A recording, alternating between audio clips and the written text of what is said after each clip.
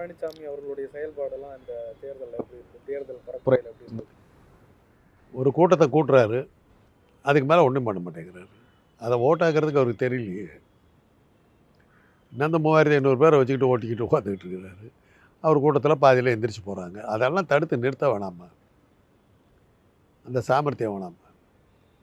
கூட்டத்தை கூட்டிட்டேன், பின்னாடி ஆட்களை போட்டு யாரையும் எந்திரிக்க விடாமல் பார்த்து அதெல்லாம், அல்லது அந்த ஃபோட்டோ எடுக்கிற அந்த ஃபோட்டோகிராஃபரையாவது உதச்சி அடித்து துரத்தி இருக்கணும். இல்லை, அதையும் பண்ண மாட்டேங்கிறாங்க. இதெல்லாம் நடக்குது. பட்டு இன்றைக்கி இருக்கிற சூழ்நிலையில் தமிழ்நாட்டை பொறுத்தவரையிலும் பாஜக வந்து பெருசாக கணக்கு எடுத்துக்கலைங்கிறது இன்றைக்கி வரலும் தெரியுது நமக்கு.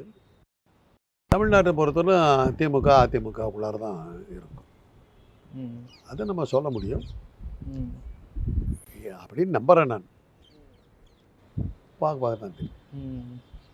அண்ணாமலை ஒரு விஷயத்தெல்லாம், ஒரு சில விஷயங்களெல்லாம் சொன்னார் தேர்தல் பரப்பு. அந்த 2024 பிறகு அதிமுக திமுக 2 திராவிட கட்சிகளில் ஒரு கட்சி இருக்காது அப்படின்னு அதிமுகவை தான் குறிப்பிட்டு சொல்கிறதா சொல்கிறாங்க. எப்படி பார்க்குறீங்க? இவர் இருப்பாரான்னு பார்க்கணும். அதை பார்க்குறதுக்கு இவர் இருப்பாரா? இவர் என்னவா இருக்காராம்மா? எந்த நாட்டில்மா, எந்த நாட்டு மத்திய அமைச்சர்? ஏன்னா ஒவ்வொரு ஊர்லேயும் போனால் நான் கன்னடிகானும் தமிழை கேவலமானவனும் ஆனாவனும் அப்படி இப்படிலாம் பேசுவார். எந்த மத்திய அரசுக்கு இப்போ இவர் மந்திரியாக இருக்க போகிறாரு? முதல்ல இவர் என்னவா இருக்காருன்னு பார்க்கணும். வெளியில் இருக்க போகிறாரா, எங்கே இருக்க போகிறாருன்னு பார்க்கணும். எல்லாம் இருக்குது, பார்க்கலாம். எப்போவுமே சர்வாதிகாரிகள் தன்னுடைய அழிவை கணிக்கவே மாட்டான். கில்லட்டினில் தலையை வச்சு வெட்டுறதுக்கு முன்னாடி தான் சொல்லியிருக்கேன் உங்களுக்கு. 14ஆம் லூயி 14th லூயிக்கு தலையை வச்சுக்கிறான், மேலே இழுத்துட்டான், விட போகிறான், தலை வெட்டி கூடையில் உழுவ போகுது. அப்போ தான் தெரியுது நம்மளை ஒருத்தரும் ஒன்றும் பண்ண மாட்டாருன்னு நினச்சோமே அப்படின்னு. அவன் மொண்டாட்டி மேரு தலையை வச்சுட்டான், இன்னும் 10 வினாடியில் தலை துண்டாக கூடையில் உழுவ போகுது. அப்போ தான் அவளுக்கு ஞாபகம் வருது, ரொட்டி கிடைக்கணுன்னா கேக் வாங்கி சாப்பிட வேண்டியதான்னு சொன்னோமே அப்படிங்கிறது. அப்போ தான் அவளுக்கு ஞாபகம் வருது. எல்பா தீவில் இருக்கிற சிறையில் போட்டு அடைச்சி வச்சுட்டாங்க. வயிற்று வழியில் துடிக்கிறான் நெப்போலியன். என்னை வெல்வதற்கு இந்த உலகத்தில் ஒருத்தருமே பிறக்கவில்லைன்னு நினச்சோமே, இந்த சிறையை பார்ப்பதற்கு முன்னால் தான் அப்படி நினச்சோமே, இந்த சிறையில் இப்படி போட்டு விட்டார்கள்னு நினச்சான். ஏபிள் வாசை ஏர் ரைசா எல்பா அப்படின்னா. எல்பா தீவை சிறையை பார்ப்பதற்கு முன்பு என்னை வெல்வதற்கு யாருமே இல்லைன்னு. இதெல்லாம் தான் சர்வாதிகாரி. ஆனால் இதில் எல்லாம் நீங்கள் ஒரு பாயிண்ட் என்னன்னாக்கா, அவங்க சொந்த சர்வாதிகாரிகளாக இருந்தாலும் இந்த சொந்த நேச்சவர்கள். ஹிட்லர் மாதிரி தாய் நாட்டு பற்று கொண்டவனை பார்க்கவே முடியாது. நீங்கள் என் ஜெர்மன் உலகத்தை ஆள வேண்டும்னா, என் ஜெர்மன் மொழியை அனைவரும் படிக்க வேண்டும்னா, என் தந்தை நாடே என்ன, தாய் நாடேன்னு சொல்ல மாட்டான், என் தந்தை நாடே மை ஃபியூரர் லேண்ட் அப்படின்னு. ஜெர்மனி தான் உலகத்தினுடைய சுப்பீரியர் ரேஸ் என்ன. அவன் நாட்டை நேசித்தவன். சர்வாதிகாரியாக இருந்தாலும் தன்னுடைய நாட்டை மேலே கொண்டு வரதுக்கு அவன் பட்ட முதல் உலக போர் 1914 20 முடியுது.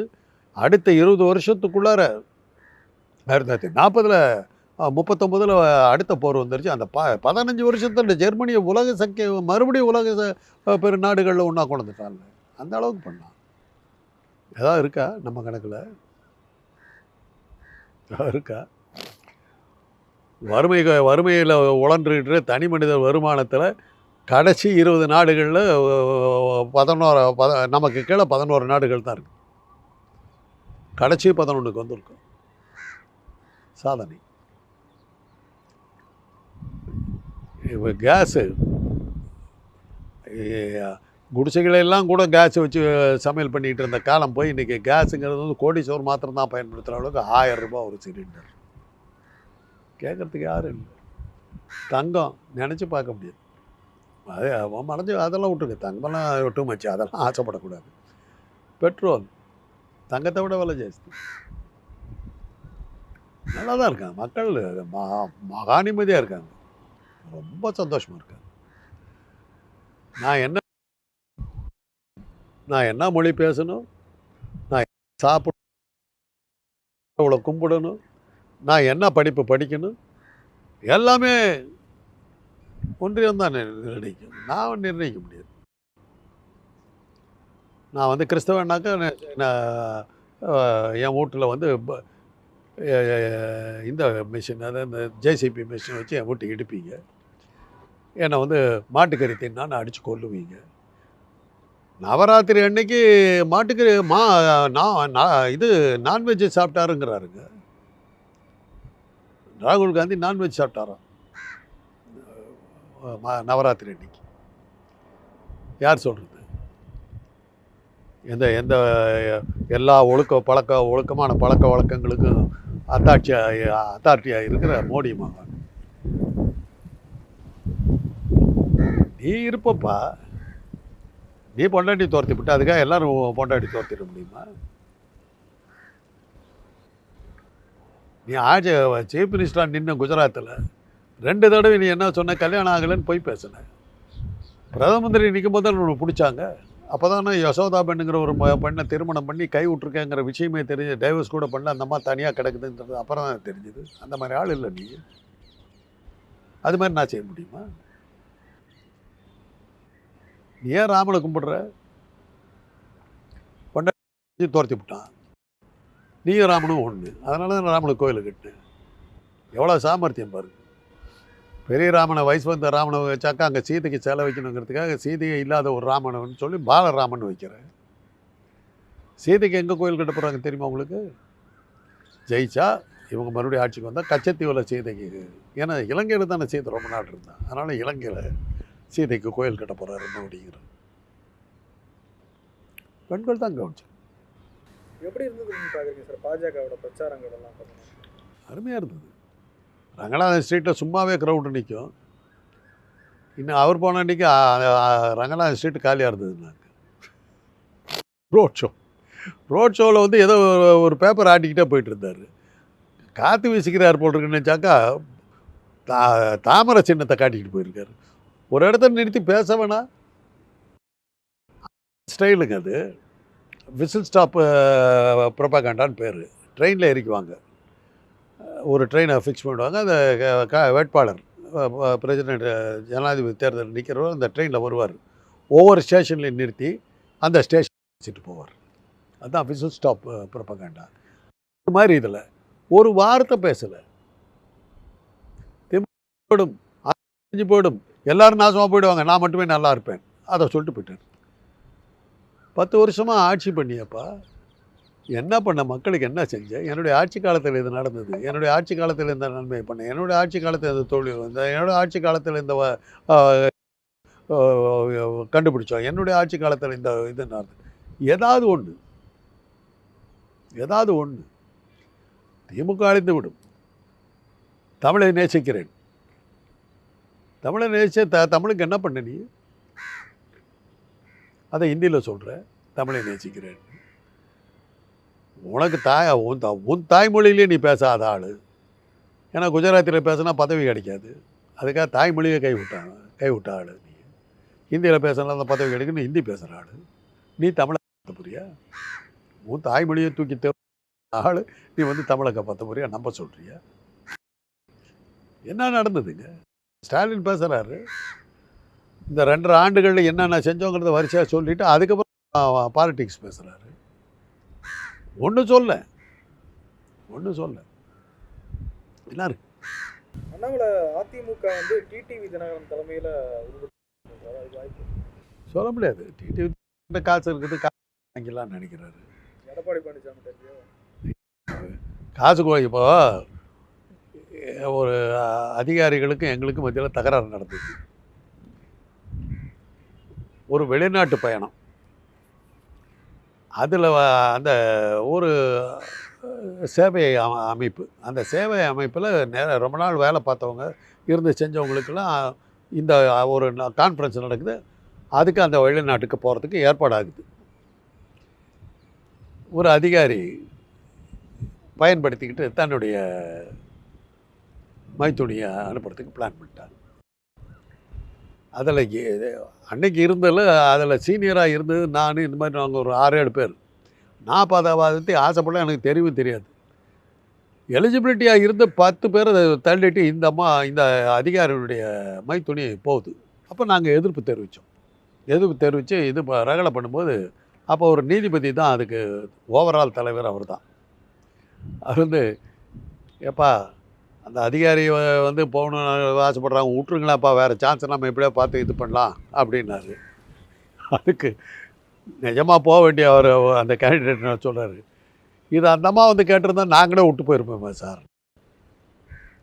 டிடி தினகரன்கிட்ட இருக்கிற காசுக்கு பழனிசாமி கிட்ட வந்து சொன்னாக்கா பழனிசாமி விட்டுட்டு போயிட போகிறாரு. அவருக்கு வேண்டியது என்ன, சந்தோஷமாக இருக்கணும், அவ்வளோதான். இது என்னங்க அப்படின்னா பேரம் படிச்சுட்டு தான் முடிஞ்சு போகுது. பேரம் தான். சசிகலா காலில் விழுந்து இதை வாங்கினார், அவர் தினகரன் காலில் விழுந்தாங்க இவ்வளோ கிடைக்குதுன்னு விட்டு போக போகிறாரு. என்ன பெரிய விஷயம்? இந்த பதவினால் அவருக்கு என்ன பெரிய லாபம் இருக்குது? இது ஒன்றும் தேராதுன்னு தெரிஞ்சு போச்சு. தேராதுன்னு தெரிஞ்சு போனதுக்கு பிறகு இதில் இருக்கிறத விட தினகரன்கிட்ட சரண்டரானாக்கா கொஞ்சம் வாழ்க்கை நல்லா இருக்குன்னா போயிடுவார். அதில் என்ன சந்தேகம்? அண்ணாமலை கரெக்டாக தான் சொல்லியிருக்காரு. தேர்தலுக்கு பின்னாடி அதிமுகவோட எதிர்காலம் எப்படி இருக்கும்? ஒவ்வொரு தடவையும் அதிமுக போய்டும் திமுக போய்டும் சொல்லிட்டு தான் இருக்காங்க. அது ரெண்டும் இருந்துக்கிட்டு தான் இருக்குது. இதோட அதிமுக கதையை முடியும். நாங்கள் இன்றைக்கி என்ன தான் கேட்குறோம், நான் திராவிட இயக்கத்தை சேர்ந்தவன், அவ்வளோதான். திமுகவும் திராவிட இயக்கம் முழுசா அதை பழனிசாமி கிட்ட சிக்கிச்சுங்கிறது வேறு விஷயம். அதில் எவ்வளோ திராவிட இயக்கத்தை சேர்ந்தவங்க நிறைய பேர் இருக்காங்க. ஆனால் அதெல்லாம் அந்த இயக்கம் அண்ணா படத்தை வச்சுருக்காங்க, அந்த மாதிரி அது இருக்குது. ஆனால் திராவிட இயக்கத்தை சேர்ந்தவங்க இருந்து தான். அதுக்காக தேமுதிக கூப்பிட்டுறாதீங்க, அவங்களுக்கு அது என்னன்னு கூட தெரியாது. அதனால் எம்ஜிஆரால் உருவாக்கப்பட்டது, கலைஞரால் உருவாக்கப்பட்டது. அவங்க 2 பேரும் அண்ணாவால் உருவாக்கப்பட்டவர்கள். அவர் வந்து பெரியாரால் உருவாக்கப்பட்டவர். அதனால் இந்த திமுக இல்லைன்னா அதிமுக அவ்வளோதான். ஓபிஎஸ் மீண்டும் அதிமுக தலைமை இருக்க வாய்ப்பு? அவருக்கு இதுக்கு மேலே சான்ஸ் கொடுக்க முடியாதுங்க. எத்தனை முறை தான் வாய்ப்பு கொடுப்பீங்க? அரசியல்லையும் சரி, சினிமாவிலையும் சரி, எந்த இடத்துலையுமே, தொழிலில் கூட சொல்கிறேன், உங்களுக்கு வாய்ப்பு வரும்போது அதிர்ஷ்டத்துக்கு என்ன சொல்கிறான்னா, அதிர்ஷ்டத்துக்கு சிலை செய்யும் போது அந்த சிலைக்கு முன்னால் மாத்திரம் கிராப் வச்சான், பின்னாடி பூரா வலிக்காக வச்சான். ஏன்டா இப்படி வச்சுருக்கான்னா, அதிர்ஷ்டம் வரும்போது விட்டுட்டு அப்புறம் பிடிக்கலாம் பார்த்தீங்கன்னா வழுக்கத்தால் பிடிக்க முடியாது, அதனால இப்படி பண்ணேன்னா. 3 தடவை அதிர்ஷ்டம் வந்ததுங்க. 3 தடவை உங்களை சீஃப் மினிஸ்டராக உட்கார வச்சாச்சு. உட்காரத்துக்கு இருக்க முடியல உங்களால். இதை என்ன எத்தனை தடவை சான்ஸ் கொடுப்பாங்க? இப்போவே அவர் தேர்தல் நிற்கிறதுக்கு தானே இருக்கிறத காட்டிக்கிறதுக்கு தான் நிற்கிறார், வேறு எந்த காரணமும் இல்லை. அவர் ஆனால் ஒரு தகவல் என்ன சொல்கிறாங்கன்னா, திமுக வந்து அவரை ஜெயிக்க விட்டாலும் விடுவாங்க அப்படிங்கிறார். அதிமுகவில் குழப்பம் வர்றதுக்கு. அப்படி ஜெயிக்க விட்டாக்கா இவர் ஜெயிச்சிட்டாரு, இந்த இதுலையும் ஜெயிச்சிட்டாருன்னும் போது பழனிசாமி தலைமையில் இருக்கிற அதிமுக கொஞ்சம் பிரிஞ்சு அவர்கிட்ட போகலாம் அப்படின்னு திமுக இந்த கேம் விளையாடலாம் அப்படிங்கிறது ஒரு அனுமானம் இருக்குது. சசிகலா அவர்களுடைய இன்னமும் அவங்க சசிகலா இனிமேல் வர்றதுக்கெல்லாம் வாய்ப்பு இல்லைங்க. நான் தான் சொல்கிறேன், பன்னீர்செல்வம் சசிகலாவெல்லாம் முடிஞ்சு போச்சு. வந்திருந்தா என்றைக்கே வந்துருக்கணும், மறந்தாச்சுங்க. இன்றைக்கி சசிகலா வெளியில் வந்து பார்த்தாங்க, ஜெயலலிதாவும் மறந்துட்டாங்க. ஜெயலலிதாவின் தோழி சசிகலா அப்படிங்களா, ஜெயலலிதாவும் மறந்து போச்சு, அவ்வளோதான். நான் தான் சொல்கிறேன்ல, என்னுடைய கல்லூரி மாணவர்கள்ட்ட பேசும்போது எம்ஜிஆர் படத்தை காட்டினாக்கா சரோஜாதேவி கூட பாடுவார், அவர் தானே சாருங்கிறாங்க. இன்றைக்கி இருக்கிற மாணவர்களுக்கு எம்ஜிஆர் அவ்வளோதான். உங்களுக்கு எனக்கு தான் எம்ஜிஆருங்கிறது. மாணவர்கள்ட்ட கேட்டாங்க சரோஜாதேவி ஞாபகம் வச்சுக்கிட்டு இருக்கான், அவர் கூட பாடுவாருங்களா, அவர் தானே அப்படிங்கிறார். அதுதாங்க நிலைமை. Out of sight out of mind. பார்வையிலிருந்து மறைந்து விட்டீர்கள், நினைவிலிருந்து அகன்று விட்டீர்கள், அவ்வளோதான். அரசியல்லையும் சரி, சினிமா எல்லாத்துலேயுமே நீங்கள் வந்து தொடர்ந்து இருந்துக்கிட்டே இருக்கணும், பார்வையில் பட்டுக்கிட்டே இருக்கணும், செய்திகள் அடிபட்டுக்கிட்டே இருக்கணும். இல்லாடி போனால் நீங்கள் காணாமல் போயிடுது, முடிஞ்சு போச்சு. சசிகலா இனிமேல் வந்து தன்னை அறிமுகப்படுத்திக்கிட்டு வர்றதுங்கிறதெல்லாம் அவ்வளோ சொல்ல, ஜெயலலிதா கிட்ட ரொம்ப பவர்ஃபுல்லாக அப்படிங்களா அப்படின்ட்டு போயிடுவாங்க, அவ்வளோதான். மோடி அமித்ஷா இன்னமும் அதிமுக அந்த அம்மா வந்தால் வந்து தனியாக நின்றுடுங்கிற ஒரு பயம் இருக்கிறதுனால தான் எங்களை உள்ளே போட்டிருக்காங்க. கெஜ்ரிவாலை ஏன் உள்ளே போட்டாங்க? கெஜ்ரிவால் ஒன்றும் பண்ணியிருக்க மாட்டாங்க. குஜராத்தில் போய் எந்த ஆள் விளையாடினார்? குஜராத்தில் மோடிக்கு எகேன்ஸ்டாக ஆட்களை சேர்த்துனார். ஏன்னா சொந்த மாநிலத்தில் நம்ம தலையில் கை வைக்க பார்க்குறாருன்னு தான் உள்ளே திட்டாங்க. அதுதான் காரணம். இல்லாட்டி போனால் கெஜ்ரிவாலை பிடிச்சிருக்க மாட்டாங்க. சொந்த மாநிலத்திலே சொந்த வீட்டையே இடிக்கிறதுக்கு வந்துட்டாருங்கிறத கோவம் தான் அவருக்கு. அதில் தான் உள்ள வச்சாங்க. தனக்கு ஆபத்து வருதுன்னா யாராக இருந்தாலும் மோடி சும்மா இருக்க மாட்டார். கேசி பழனிசாமியெல்லாம் சொல்கிறாரு, நாங்கள்லாம் எம்ஜிஆர் காலத்து தொண்டர்கள், இனி இது மாதிரிலாம் இடைச்சர்கள்லாம் வந்து இப்போ சும்மா போயிட்டு இருக்கு. சரி, கேசி பழனிசாமி என்ன பண்ணார்? ஒரு தடவை எம்பியாக இருந்ததுக்கப்புறம் அவர் என்ன ஆனார்? சும்மா என்ன பேசிக்கிட்டு இருக்கிற ஆட்களுங்க. தொண்டர்களால் ஒரு தலைமை தேர்ந்தெடுக்கிறது. தொண்டர்கள் இல்லையே, தொண்டர்களே ஒட்டிக்கல. 1.5 கோடி தொண்டர்களுக்கு நீங்கள் 8 தடவை தேர்தல் நடந்தது. பழனிசாமி இதானது பிறகு எதிர்கட்சி தலைவரானது. ஒரு தேர்தலில் ஒரு சீட்டாக ஜெயிச்சிங்களா? படுதோல்வி இல்லை. அதானே பன்னீர்செல்வம் அதானே சொல்கிறார், 8 முறை தோற்றுவாருங்கிறார். இது 9ஆவது முறைக்கு போகிறார். தொண்டர்கள் இல்லை. அதனால தானே பழனிசாமிக்கு அவங்க சப்போர்ட் பண்ணிக்கிட்டு சுற்றுறாங்க. ஜெயிச்சாலும் அந்த ஆளை ஒன்றும் பண்ண முடியாது அப்படின்னு. பாஜக யாராவது ஒருத்தர் சப்போர்ட் பண்ணுறாங்கன்னா அவன் கையால் ஆகாதவன்னு அர்த்தம். அவனால் நமக்கு எந்த ஆபத்தும் இல்லைன்னா தான் அவங்க சப்போர்ட் பண்ணுவாங்க. கொஞ்சம் சந்தேகம் வந்தால் கூட அவங்கள அமைக்கிடுவாங்க. அண்ணாமலையை விட்டு வச்சுருக்காங்க. நுணலும் தன் வாயால் கெடும். அண்ணாமலை தானே பேசி தானே அழிஞ்சு போயிடுவான்னு தெரிஞ்சு தான் விட்டு வச்சுருக்காங்க. வளரவே முடியாத ஆள். நமக்கு பிடிக்காதெல்லாம் ஒழிச்சு கட்டுறதுக்கு அந்த ஆளை பயன்படுத்திக்கிறாங்க. அவ்வளோதான் அவர். அண்ணாமலையோட ரோல் அவ்வளோதான். திமுக ஆட்சி கட்சியாக வாய்ப்பு இருக்குங்களா சார்? அடுத்த ஜென்மத்தை பற்றி இப்போ ஏன் கவலை? இல்லை, அந்த ஒரு பாசிபிலிட்டி திமுக இல்லைன்னா அதிமுக அப்படி இருக்குமான்னு கேட்குறேன். காலம் மாறிட்டு வருதுங்க. நீங்கள் உலகத்தினுடைய மாற்றங்கள்லாம் நீங்கள் பார்க்கல. ஆர்டிஃபிஷியல் இன்டெலிஜென்ஸ், மெஷின் லேர்னிங், இந்த மாதிரிலாம் சாட் ஜிபிடி போல் பல விஷயங்கள் வந்துகிட்டு இருக்குது. எவ்வளவோ மாறுதல் வந்துகிட்டு இருக்குது. இன்றைக்கி இருக்கிற விஷயம் நாளைக்கு இருக்குமாங்கிறது சந்தேகமாக இருக்குது. இன்றைக்கி என்னுடைய மாணவர்கள்லாம் முடிச்சுட்டு போகிறாங்க, இறுதி ஆண்டு மாணவர்கள் ஓன்னு அழுதுகிட்டு போகிறாங்க. இந்த படிப்புக்கு எனக்கு வேலை இல்லையே சார், நான் என்ன சார் பண்ண போகிறேன்? இவ்வளோ நாள் படிக்கிறோன்னு இருந்துட்டோம், நாளையிலேருந்து என்ன பண்ணுவோன்னு தெரியல, எனக்கு ஓன்னு அழுதுகிட்டு போகிறான். எதிர்காலமே இல்லை. பொறியியல் கல்லூரியில் படிக்கிற மாணவர்கள் அத்தனை பேரும் அழுதுகிட்டு போகிறான். எதிர்காலம் இல்லைன்ட்டு போகிறான். தொழில்கள் இல்லை. தொழில்கள் ஆரம்பிச்சிருந்தா கூட நேற்று இருந்த தொழிலுக்கு இன்றைக்கி வேல்யூ இல்லை. ஒரு காலத்தில் ஃபோன் கனெக்ஷன் கிடைக்குதுன்னா, பிஎஸ்என்எல்லில் கனெக்ஷன் கிடைக்குதுன்னா எவ்வளோ பெரிய விஷயம். ஃபோன் கனெக்ஷன் கொடுத்துட்டாங்க போட்டிருக்கு அப்படின்னு திருவிழா கொண்டாடுற அளவில் இருந்தோம். இன்றைக்கி லேண்ட்லைனே இல்லை. செல்ஃபோன் வந்தது, அதை கேமரா இதெல்லாம் வைக்கும்போது பைத்தியக்காரத்தன மாதிரி தான். இன்றைக்கி செல்ஃபோன் இல்லாமல் ஒரு சின்ன விஷயம் கூட நடக்கலை. ஹாஸ்பிட்டல்ஸே தேவையில்லைங்கிற அளவுக்கு போயிடுச்சு. அமெரிக்காவில் இருக்கிற ஒரு டாக்டர் இங்கே இருக்கிற ஒரு சர்ஜரி அங்கேருந்து ஆன்லைனில் பண்ணிட முடியும். மாறிக்கிட்டே போகுது. அதனால் ஆட்சி முறையே மாறலாம். மக்களால் தேர்ந்தெடுக்கப்படுற ஒரு அரசாங்கம்னு ஒன்று இருக்கணுங்கிற அவசியமே இல்லாமல் கூட போயிடலாம். இப்போ பாருங்கள், பெட்ரோல் இன்னும் ஒரு 5-6 வருஷத்துக்கு அப்புறம் பெட்ரோலுக்கு தேவை இருக்காது. சோலார் எனர்ஜியும் இது எலக்ட்ரிக்கல் எனர்ஜியும் வந்ததுக்கு பிறகு பெட்ரோல் போயிடும். பெட்ரோல்லாம் போச்சுன்னாக்கா துபாய் போன்ற நாடுகள்லாம் பிச்சை எடுக்க ஆரம்பிக்கும். அவங்களுக்கு இருக்கிறது அது ஒன்று தான். பெட்ரோல் தேவையில்லைன்னு அமெரிக்கா எக்கானமி கொலாப்ஸ் ஆகும்.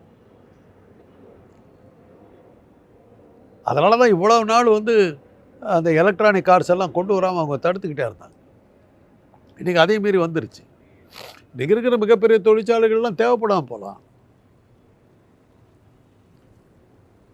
சென்சாரை வச்சு நான் தான் முதல்ல சொல்லியிருக்கிறேன், வேரில் ஒரு சென்சாரை வச்சிட்டோம்னா அப்படியே காற்றுலேயே தொங்க விட்றலாம், அந்த இடத்துல தொங்க விட்றலாம் செடியை. அந்த வேர் அந்த சென்சார் காற்றுல இருக்கிற நைட்ரஜன், ஆக்சிஜன் எல்லாத்தையும் இழுத்து நீர் சத்து எல்லாத்தையும் இழுத்து வேரில் கொடுத்து செடியை வளர்த்துடும். நிலம் தேவையில்லை. இதை நான் கண்ணால் பார்த்தேன். ஃப்ளாரிடாவில் டிஸ்னிலாண்ட் பார்த்தபோது பக்கத்தில் இருக்கிற இந்த இதில் டெக்னாலஜி இதில் போனாக்கா அப்படியே அந்த இடத்துல பயிர் வளர்ந்து நிற்கிது. காய்கறி காயெல்லாம் தொங்கிக்கிட்டு இருக்குது. நான் பார்த்து 30 வருஷம் ஆச்சு. அன்றைக்கி அதை சொல்லிட்டாங்க, தண்ணி தேவைப்படாது. அன்றைக்கி அப்போ காவிரி டேம் கட்டிக்கிட்டாங்க, நீயே வச்சுக்கோ எனக்கு வேணான்ட்டு போயிடலாம். காலம் மாறிக்கிட்டு வருதுங்க, காலம் மாறிக்கிட்டு வருது. அதனால் அடுத்த எலெக்ஷனுங்கிற பேச்சே நீங்கள் எடுக்காதீங்க. மீண்டும் வருமாங்கிறவாங்க, இந்த அரசியலே இருக்குமாங்கிறது கேள்வியாக இருக்கும். மாறிட்டு வருது, ரொம்ப மாறிட்டு வருது. நானே எவ்வளவோ பார்த்துட்டேன். என்னுடைய காலம் வேறு, இன்றைக்கி இருக்கிற காலம் வேறு. மாணவர்கள் மாணவிகள் மத்தியில் அந்த பால் உணர்வு வித்தியாசமாக இருக்குது. இன்றைக்கி வந்து என்னத்துக்கிட்ட அப்படி பிஹேவ் பண்ணுறேன்னு கேட்டாக்கா, உன் காலத்தை உன்னோட வச்சுக்கோங்கிறாங்க. நீங்கள் வந்து வாடகை தாயின்னு கேள்விப்பட்டிருப்பீங்களா? பெரியார் தான் சொன்னார் 1930. குழந்தைய தூக்கி ஒரு சோதனை குழாயில் வச்சு வளர்த்துக்கிட்டு போக வேண்டியதான், நீயா சுமந்துக்கிட்டு நிற்கிறேன்னு சொன்னார். கோவத்தை அப்படி ஒரு கற்பனை அவர் தான். நாட்டில் அதை எடுத்து படிச்சுட்டு இப்படி ஒரு அறிவாளி இந்த இருக்காருன்னு சொல்லிட்டு ஸ்வீடனில் வந்து பெரியாருக்காக ஒரு இதை வச்சுருக்காங்க, ஸ்வீடன் யூனிவர்சிட்டியில், அவருடைய சிந்தனைகளுக்கு. இதை நான் ஒரு தடவை போட்டபோது உடனே இங்கே இருக்கிற 3% எங்கடா எழுதிட்டா எந்த எங்கே இருக்குதுன்னு ஆரம்பித்து கத்திக்கிட்டு இருந்தாங்க. அவனுங்களுக்கெல்லாம் பதில் சொல்ல வேண்டிய அவசியம் இல்லை. அதனால் இந்த சிந்தனைகள்லாம் வந்துருச்சு. இன்றைக்கி வந்து சரகேட் அதாவது வாடகை தாய், டெஸ்ட் டியூப் பேபிஸ், இதெல்லாம் அது போக இன்றைக்கி வந்து ஸ்டெம் செல்லில் வந்து ஒரு உருவத்தையே உருவாக்கிடலாங்கிறான். ஆண் பெண் உறவே தேவையில்லை, ஸ்டெம் செல்லை எடுத்து வந்து ஒரு இதில் போட்டு கண்ணாடி குடுவையில் வச்சு அப்படியே உருவாக்கி ஒரு 10 நாளில் என்னுடைய வயசு என்னை போல ஒரு உருவத்தை கொண்டு வந்துடலாம்.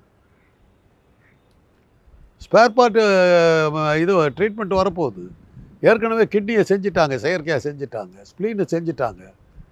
கூடிய சீக்கிரம் வந்து எல்லாம் பெரிய பெரிய சூப்பர் மார்க்கெட் வந்துடும், ஹியூமன் ஆர்கன்ஸ் ஃபார் சேல் அப்படின்னு வரும். ஒரு நல்ல ஹார்ட் கொடுங்க, ஒரு நல்ல கண்ணு கொடுங்க அப்படி கேட்டு வாங்கிட்டு போகலாம். இதெல்லாம் இன்னும் ஒரு 10 வருஷத்தில் வரப்போகுது, ரொம்ப வருஷம் இல்லை. இதெல்லாம் நீங்கள் பார்க்க போகிறீங்க, நான் பார்க்க போகிறதில்ல. நான் இருக்க மாட்டேன், நீங்கள் பார்க்க போகிறீங்க. காலம் மாறிக்கிட்டு போகுதுங்க. இதெல்லாம் நீங்கள் திங்க் பண்ணிங்கன்னா இந்த அரசியல் முறை இருக்குமாங்கிறது கேள்வி கேட்கலாம். நீங்கள் இந்த கேள்விக்கு இதுதான் பதில். அன்றைக்கி அதிமுக தேவைப்படுதான்னு பார்ப்போம்.